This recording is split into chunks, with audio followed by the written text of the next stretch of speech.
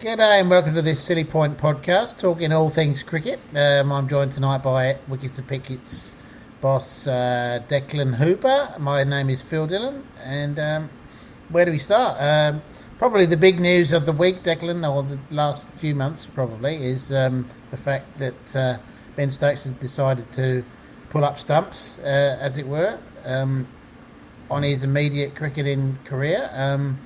Huge call, eh? Probably a pretty brave decision as well, considering what's going on in the world at the moment as well. Yeah, I think it seems to be in at least the last couple of months, that there's kind of been a bit of a shift in a lot of athletes' mindsets. Like, you obviously had the Naomi Osaka thing, you've had the Simone Biles thing at the Olympics the other day as well, and now Ben Stokes. And I mean, I don't think anyone can really begrudge him. Really, he's been here, there, and everywhere in the last 18 months. He's lost his dad as well. I think the English cricket team, the white and red ball team, they've racked up some miles, and they've played more matches than anyone else.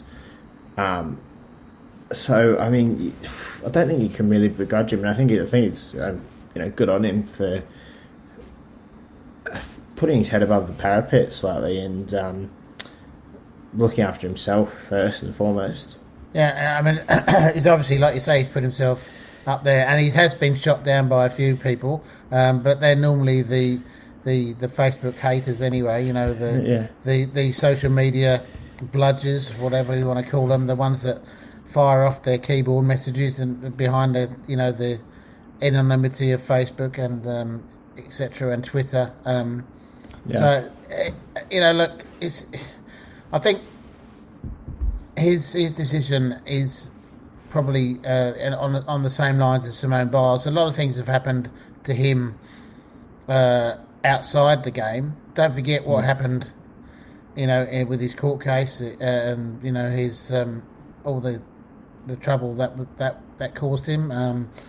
He would have struggled through that. His father dying, all the stuff that happened with the Cricket World Cup, and after that, the pressure of being in a COVID bubble for however long, going to Sri Lanka, going to India, inside those bubbles, South Africa.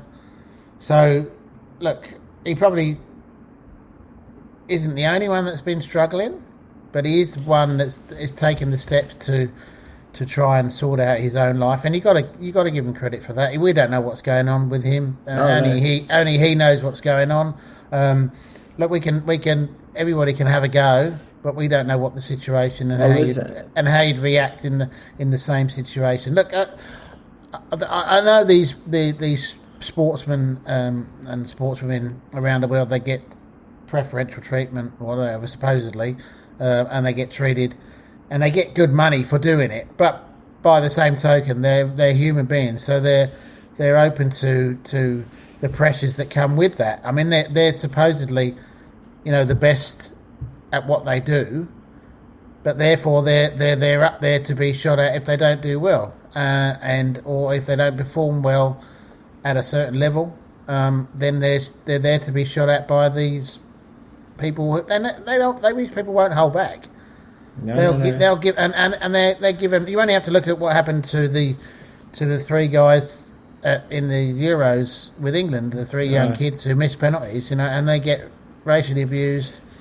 God knows what's happened to them outside of Facebook and Twitter and stuff like that, because that's the only stuff that we see. There might be other stuff that's gone on that personally that we haven't seen, and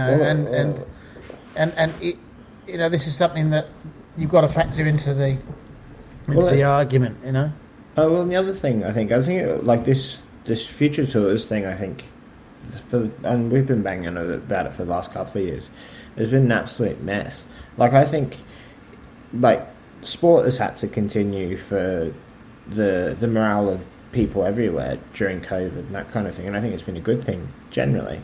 However, I think the absolute shoehorning that the ICC, the BCCI, the Australian cricket, they all have to take some responsibility for this, and I think there'll be more cases like this the longer we're doing bio bubbles and all of this kind of stuff. I mean, like Ben Stokes he's pretty much done all forms of the game for the last during COVID, right? Like England were the first ones to play back last year in the English summer.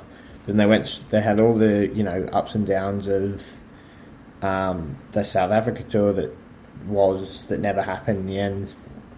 The quarantining in India, then they're back here. He's expected to then play in the 100. He's expected to captain the side during when Joe Root was taking a rest. So and Owen Morgan was COVID, with the COVID stuff. So I think especially the ECB. I mean, I know why they're doing it. It's a money thing, clearly. But I think there's going to be more cases like this the longer that it goes on the way it is. I mean, we've already heard murmurs that the rest of the English cricket team aren't happy about the fact that their partners and children can't come out to Australia for the Ashes, which is understandable. They're playing over Christmas. It's...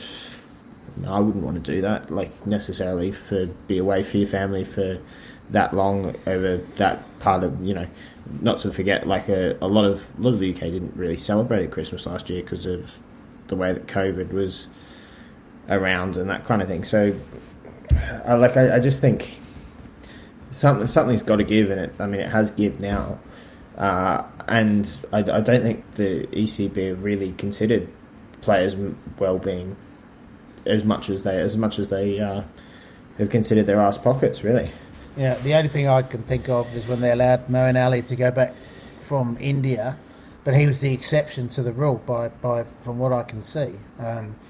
The only time they've actually changed the teams around is when their hand was forced because of the COVID-19 problems that when there was all those positive cases in the England squad before that one-day series with Pakistan. Yeah. But if they hadn't have done that, if that hadn't have happened, then they wouldn't have changed the team. They would have still been Ben Stokes and Owen Morgan and Joe Root, etc., etc. So, all this time when they're saying we need to rest players and blah, blah, blah, this was the ideal time to do it against Pakistan, really. And this is no disrespect to Pakistan. That would have been an ideal time to do it anyway. Rather than to put more pressure on these guys who've already done a lot for English cricket over the last 12 months. They've been to India, which is one of the most worst countries for COVID in the world, and South Africa, and not played, but that put themselves at risk in South Africa as well. So I think they should be giving them a little bit of respite anyway, without having to be forced to do it.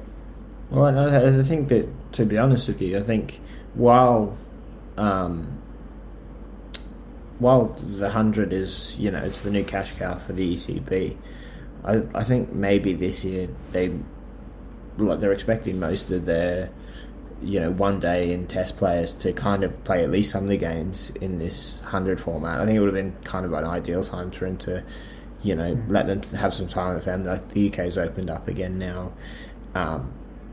Probably have some rest and recuperation before the upcoming test against India. Well, maybe that would have been the time to give them a chance to spend some time with their families, which they haven't done for the past year. Quite clearly, they need that. There's a lot more going on behind the scenes than we can imagine. I'm sure that, of course. I mean, I don't know how people would want to spend 3 or 4 weeks without seeing their wives and their kids. If you're that far away from your kids and you can't see them, you can't hold them, whatever, and especially if they're newborns or whatever, a couple of them had. Well, that's the other thing is the young men. A lot of these guys are in their early, mid-20s, early 30s. right, they would have missed out on essentially 2 years of their kids' lives. You know, realistically, the last 2 years, and like it doesn't look like there's any kind of respite for them anytime soon. Especially if they're going to try and shoehorn in the IPL into September before the Cricket World Cup. If you're an English player, you're literally looking at you've got your next 6 months booked out for it. You know what I mean? You can understand why they want their kids and their wives to come to Australia with them, and you can understand why they might not want to come if that doesn't happen. But maybe, I mean, they've already cancelled the Australian Grand Prix, which is October, November time. With the situation in Sydney not getting any better, and the chance of it happening again in Melbourne and now Queensland. Who knows what can happen between now and November, December? Maybe the Ashes might be forced. They might be forced not to play them anyway. I mean, play 5 tests at the Wacker and Bellerive Oval. Yeah, the English will love that. Yeah, I'd rather Bellerive and if Jimmy Anderson and Stuart Broad play him. But yeah, I think it's one of them things that we'll just have to see how it plays out. I mean, I think he did mention in the statement that he did have a finger injury as well. So, look, I mean, hopefully we get to see him back soon. I mean, hopefully he's back for, the Ashes, the T20 World Cup. But, you know, I suppose he's got to get his head right first before any of that thing. Because, in a sense, he's kind of letting his team down if he is in that. I mean, he has been playing all right, to be fair. But if he isn't is at his peak, then I mean, you know, it's better off being with someone else. Yeah, if the Ashes are going ahead, England will need the likes of Ben Stokes, Jofra Archer, Jimmy Anderson, Stuart Broad, and Joe Root at their absolute best, because you know they're England's best players, and they need them to perform. You know, if they're going to give the Australians any sort of competition. I agree. You know, if they so it's a good thing for him to take a bit of time out. When he says, it always sounds bad when he says, you know, like for a lot, you know, at the moment he's taking a break from all cricket for the however long it takes. So it always sounds bad because you think, oh my God, he's never going to come back. So I'm sure when he works it all out, that I can't imagine Ben Stokes giving up that easily on something like that. He won't let that beat him. Whatever's going on inside his head, he's not that sort of character, is he? You know. He's sort of the World Cup final. I mean, his mentality's pretty well unquestioned. I mean, it just shows that anyone can suffer with mental health problems if you've seen him with the weight of a country on his shoulders, single-handedly almost win an Ashes Test match in a World Cup final. I mean, it's if that doesn't show you that anyone can suffer and that can fall to the pressure of that, then no one will. But moving along to the aforementioned 5-test series against India, you confident? Only because of the fact that it's in England. Yep. Like New Zealand showed in that one-off test, that the way that they performed, which is similar to what England will do, I'm sure, against India, that they had the upper hand over the Indians. Always back Jimmy Anderson and Stuart Broad to do well in English conditions. You add Ollie Robinson into that, and probably even Craig Overton might come in because now Stokes is not there. Well, he's just coming as the replacement in the squad. Yeah. So you've got the Sam Curran, you've got Mark Wood as well in the squad. Like there's options there. I do tend to think though that India will, they will have a bit between their teeth, especially after losing that final. Yeah. I mean, in the way they did. And Virat Kohli is not going to have as poor a series as he did back in India. He wasn't at his best in the home series, was he? So you can't imagine him wanting to go through another series. And Pujara, you can't imagine those two being as out of form as they were at home. So I still think India probably would go in as the favourites. I still don't think that England's top order at the moment, the personnel are the right people for the job. My personal thought would be to give Zach Crawley another go at the top and maybe bring James Vince back into the fray. He's shown during that series with Pakistan in the one days that he can. He's a class act when he wants to be. He just needs to prove it. So why not give him the chance now to prove it?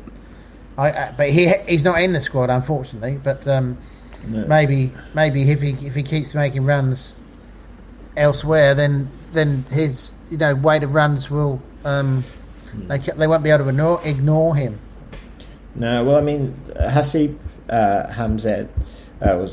Hamed, sorry, excuse me, comes into the squad. He's on the back of a ton in a tour game the other day.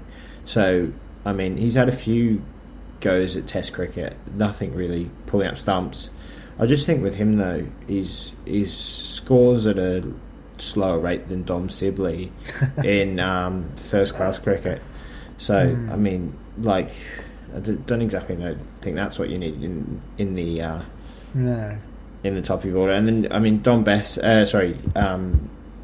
Besto comes back into the squad as well as the reserve wicket keeper. I mean, there's an argument. I mean, I know he didn't do very well in India on his last dash, but there is an argument that, I mean, he's probably one of England's best white ball cricketers of the last 20 years, I reckon. So, I mean, runs at runs, and if he can transfer that from white ball to red ball, I think he might be a shout towards the top of the order as well. Yeah, definitely. I mean, he's been there, done that, as far as that's concerned anyway. So he's played higher up the order even in the Ashes. He was number 3 at some point in doing the last Ashes in England last 2019. So definitely a chance to play up there, and then he gives you the chance to give Zach Crawley a go at the top if you want to, and then Bairstow in 3. I really do think that Dom Sibley needs to take a breather for his own chance to get some form somewhere else, because you can't look to get back into form in Test cricket. It's it's going to find you out, obviously. So especially with the Indian bowling attack.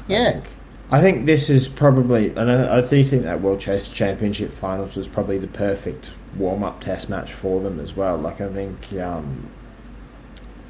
that, like, if ever there was a capable Indian bowling attack that could bowl well in English conditions, I think it's this one. Like, I mean, they've got pretty star-studded lineup, and all with tons of experience.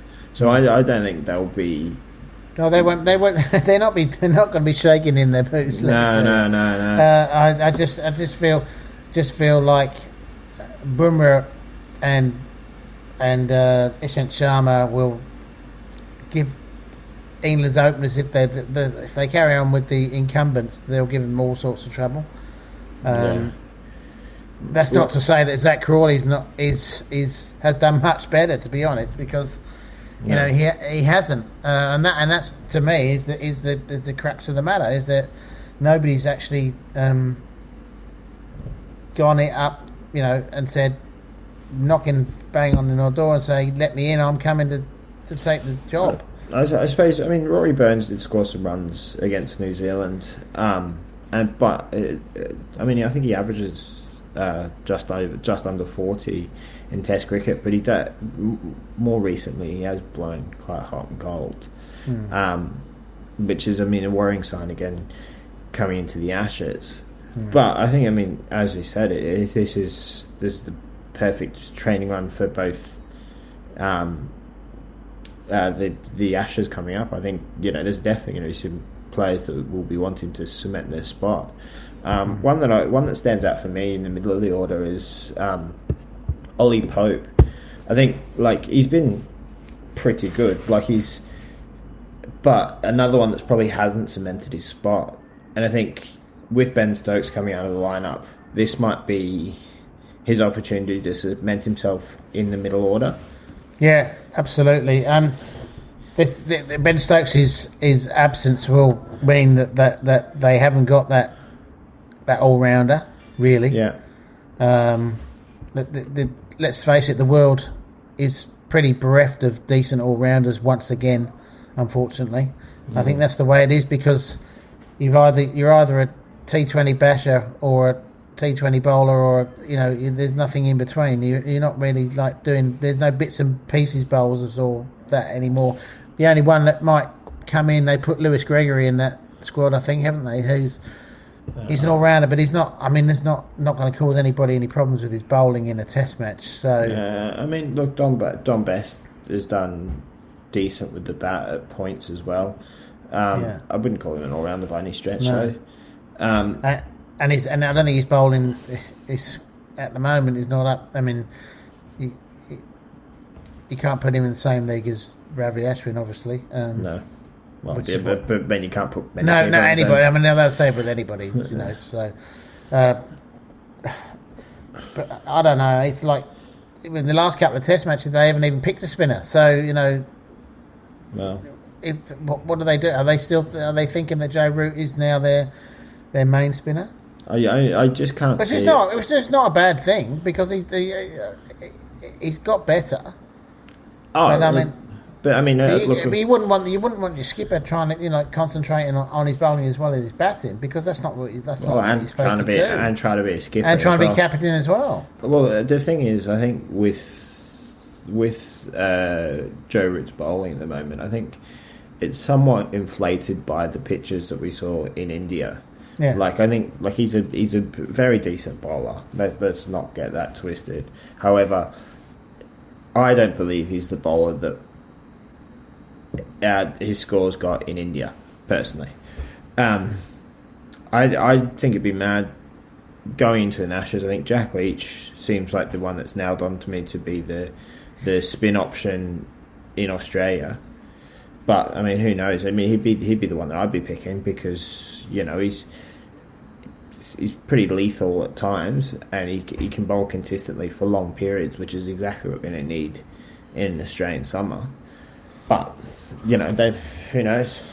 I think you need a little bit of point of difference with a leg spinner or something like that. Matt Parkinson or Adil Rashid. I know he's predominantly been a white ball player, but I'd probably get in his ear and say, "Mate, we need you, just in case." You've got more chance of being a leg spinner at Brisbane than you have been a left arm spinner or whatever. Warney used to say that was the best pitch to bowl on, because it bounced a lot more. So, there's a couple of leg spinners in England who we could have a look at, and this is the chance with this India series, because nobody gives them a chance against India probably. So why not try through things out? And if this doesn't the results don't actually matter. Are these? I'm not knowing, but do they matter? Do they actually mean anything in the World Chess Championship? This series doesn't count towards World. So there you go. So that's your obvious chance to say, right, okay, we're going to try a few things. Some people might not like it. The fans might not like it. They might say we want to play our best team every time. But then, who's to say that those other guys are in there now are in the best team? But this goes to a wider issue again. But this is what happens when you play India, New Zealand, and Australia is your only Test matches. I mean, I suppose you play Pakistan and that kind of thing. But when you've got a home series against India, of course you're going to play your best players.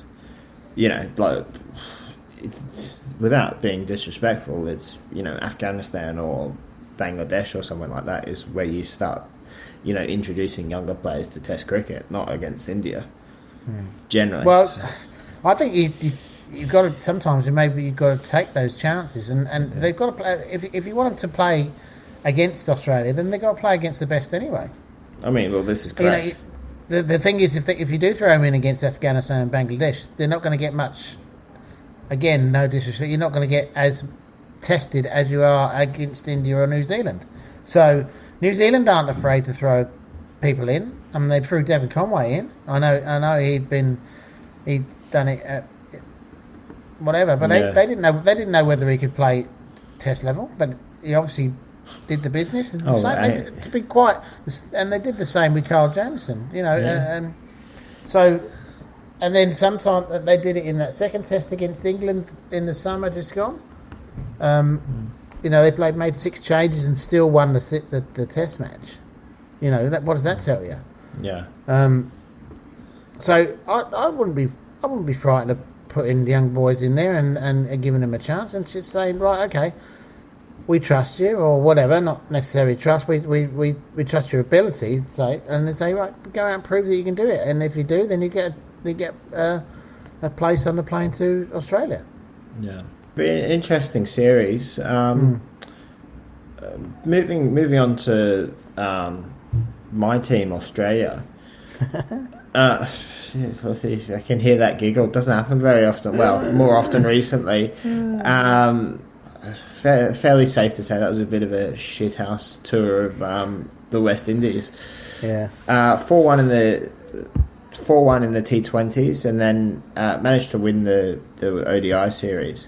However, it did show a real fragility in the Australian white ball lineup, and doesn't bode well moving forward onto the T20 World Cup. I don't think they lost in New Zealand as well recently in their T20s. Like, it just seems like for some reason Australia don't have any strength in depth in white ball cricket. That was going to be my point, was the fact that if you look at, like we said earlier about the England team, you know, decimated by COVID problems earlier against Pakistan, they brought in Liam Livingstone, James Vince, Lewis Gregory, etc. People I'd never heard of in the bowling department. I mean, Alex Hale still couldn't get a game, so that's saying. Yeah, Tom Bandon didn't get a game. Yeah. You know, and so England's strength in depth is incredible. I reckon they could field 3 different T20 sides, and they would give everybody a good game. Well, they could literally have a test team somewhere in the world, an ODI team somewhere else in the world, and a T20 team somewhere else, and they could still be competitive in all 3. Yeah, absolutely. Whereas Australia's that, like, I think Moses Enrique's T20 career is now done and dusted, and I think unfortunately maybe the same. Josh Philippe didn't stand up too well. Unfortunately, I mean he's obviously younger, so there's a lot more chance for him to stay there. Aaron Finch again doesn't set the world alight for me. And nor does Matthew Wade. I mean, Matthew Wade's the one that sticks out to me. I mean, the one person that did kind of cement his spot, and I think he has now cemented his spot as the number 1, at least white ball wicket keeper in Australia, is Alex Carey. He's the only one that's really shone. I mean, maybe Mitch Marsh as well has done kind of. Yeah, Mitch Marsh. I mean, he stood out because he had to, really, because everybody else was failing. And you could see even with Mitchell Stark, for example, if the ball doesn't swing, then he becomes absolutely like cannon fodder almost. The West Indies took to him like it was one. Andre Russell took to him big time in one of the games, and that because the ball's not swinging. So maybe Mitchell Stark's coming towards the end of his career rather than starting it. I think what's coming behind is the problem. It's not necessarily what you got now. It's if those players aren't playing, who's going to fill their spaces? That nobody's really stood up. I mean, Riley Meredith is quick, but is he the answer? I don't know. Would you continue? Would you say that Josh Hazlewood should be playing 2020 cricket? I don't know.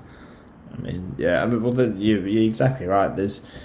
In a perfect world, Australia. I think Australia's got 8 probably, or 6 all-round cricketers that will probably fill any team and do bits in any team, and then it seems to be bits and piece players for all 3 of the squads for the rest of it. So, like, there's no settled lineup with any of it, and there's a lot of chopping and changing. Nothing. I mean, the last player that I really think is probably stuck that's come into a squad and really kind of cemented himself was probably Marnus, or maybe Will Pukowski to a less extent in the Test arena. But no one's, and I suppose Alex Carey's had a good 12 months, but no, there's not been many that have kind of come in and seized the opportunity. And I just wonder if that might be, I don't know if it's down to Shield cricket. I don't know if it's down to the T20 format. I don't think that helps, to be honest with you. I don't think the fact that the actual, the Test team don't play, and some, in some points the ODI team and T20 team don't play the Big Bash. I mean, if you've got the best players in Australia in your team, surely that will help you. There's still question marks over the openers in all formats. You go like, I don't know. You got Dan Christensen, which we were clamouring for, who's definitely coming to the end of his career, not coming to the start of his career. Still in contention for squads. Like it just seems a bit of a hodgepodge at the moment, and it doesn't fill you with much confidence. Fill me with much confidence going into the T20 World Cup. But obviously, you got the likes of David Warner, Glenn Maxwell, and a couple of others who will come back into the T20 World Cup squad. I'm assuming. I mean, that's if the other players don't say, "Well, you didn't come to these other places. Why should we let you back in?" Well, I mean, that's pretty obvious why. Like, I mean, that is great in theory, but when you're losing 4-1 to West Indies, you're going to need Glenn Maxwell. I mean, who knows about Dave Warner either? Like, he hasn't had a good 12 months, 18 months.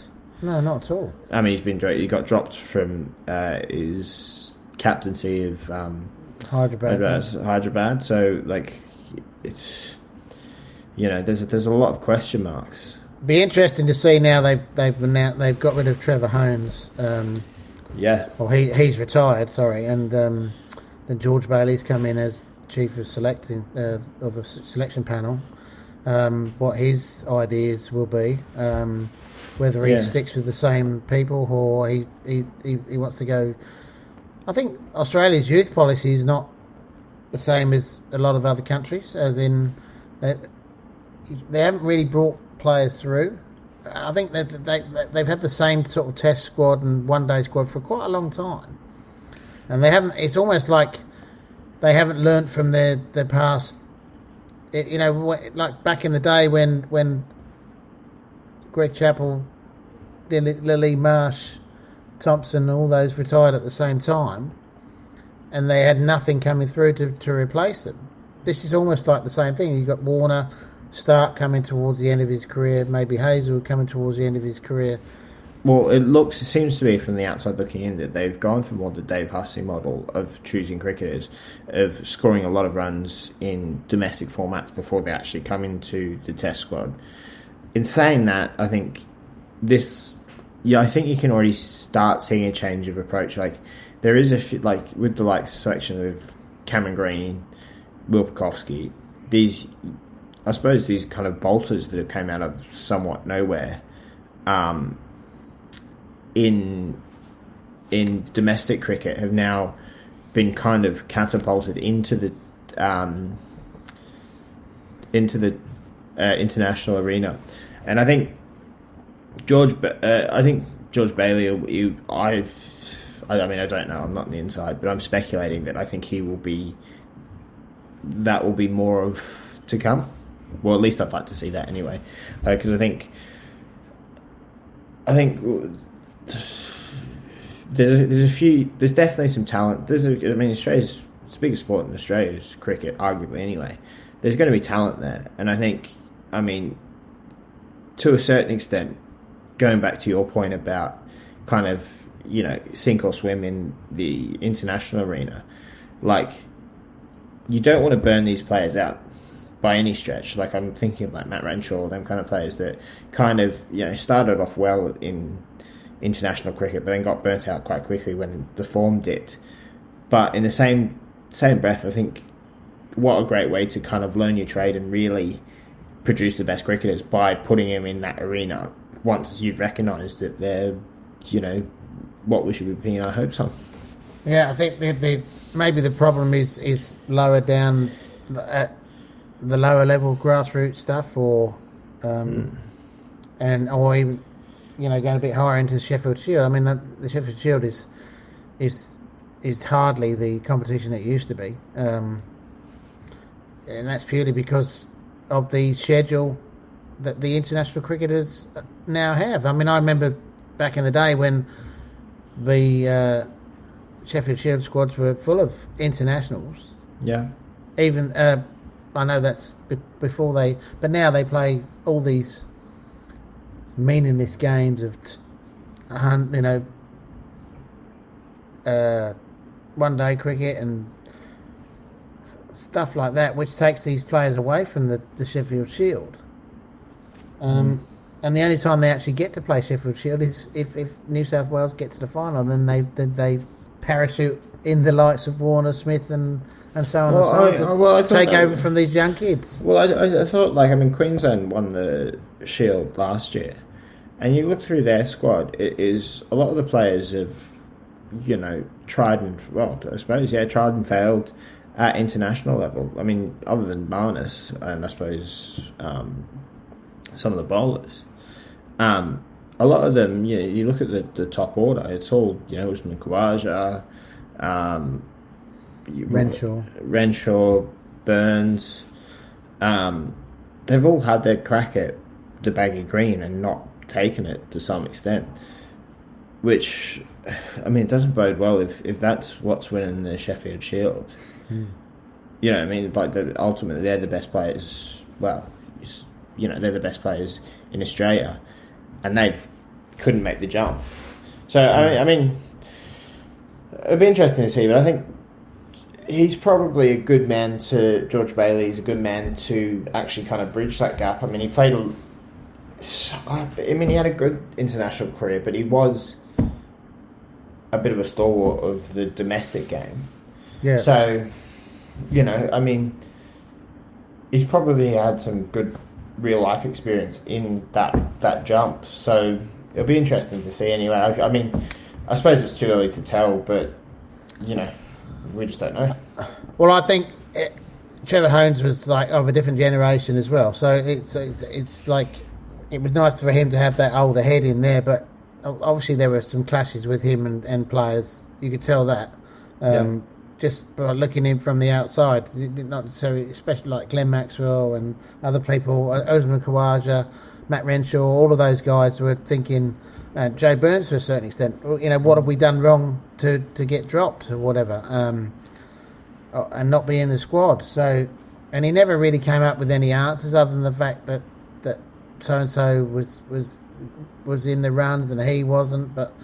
When it was, I thought always the case in Australia was the guy who was incumbent. The incumbent was the one they have to, to get out, not parachute somebody else in at the first time that somebody makes a mistake. They stuck. I remember back in the day they stuck with David Boone through thick and thin, and he hardly had the best start to his career, but eventually became one of the best number threes that Australia's had over the last 40, 50 years.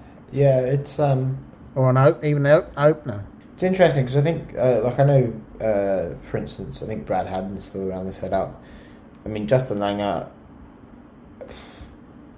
I think the writing might be on the wall for him. There was talk of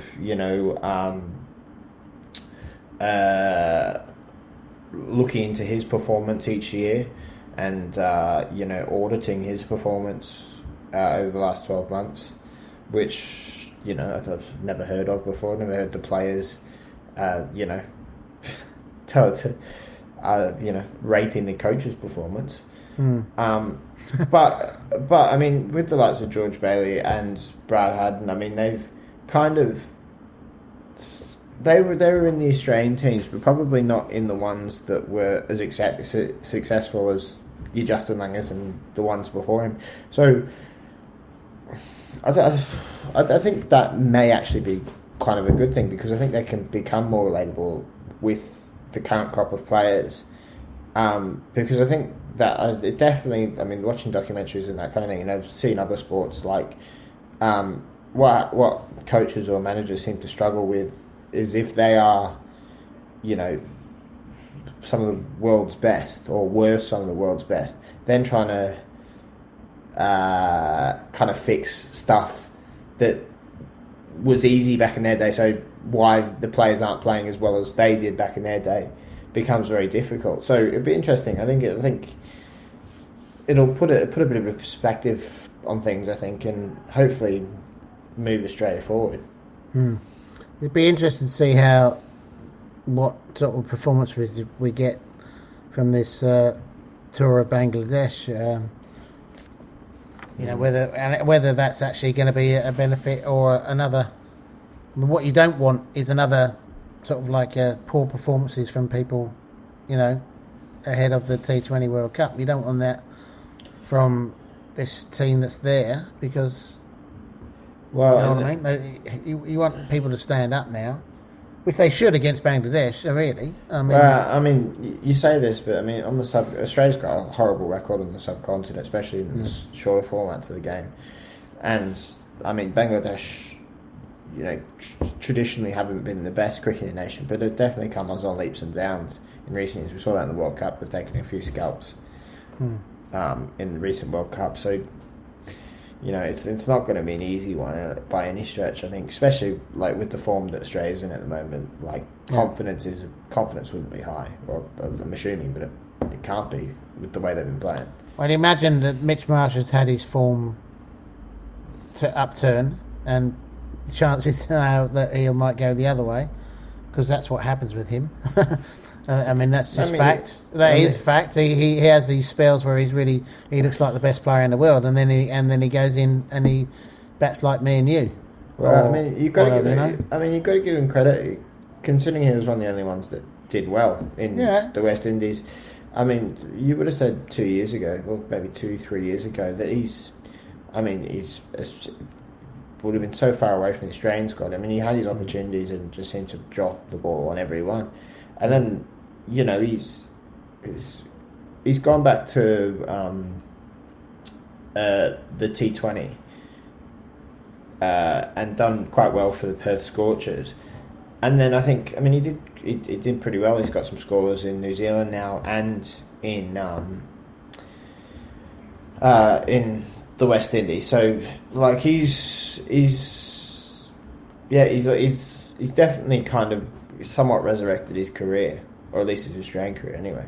Now, and it all depends on how long, whether he can keep that run going for consistently against the better teams. I think the problem with him is he probably doesn't have age on his side, which is And the other thing is that everybody, from looking out from the outside, people will say, "Oh, Mitch Marsh, he flatters to deceive all the time," and all the fans will say, "Oh, he can do it now, but when the pressure's on, he doesn't do it, or he only does it for a certain amount of time." And they've had him and Sean have had so many chances in and out of the side. What people need to see him is standing up for a good time, for a long time, not just for a good time, Well, speaking of a good time, not a long time, might leave it there. Thanks for your time again, Phil. Fantastic.